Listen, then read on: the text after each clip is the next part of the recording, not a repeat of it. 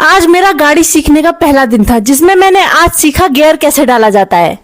अबे रुक, थोड़ा थम जा। अरे हर चीज एक ही जगह डालने के लिए नहीं होता है। जब देखो हफ्सी लड़की एक ही जगह, मतलब अबे कुछ कुछ मुंह में लेने के लिए भी होता है, जैसे कि चॉकलेट, लॉलीपॉप। देखो देखो, दरिंदगी चेहरे से। हम ये बोल रहे थे कि अब वो सारी चीज भी यहाँ डाले, कैसा लगेगा यार। जब देखो एक ही जगह लगल है भाई, गलत बात है।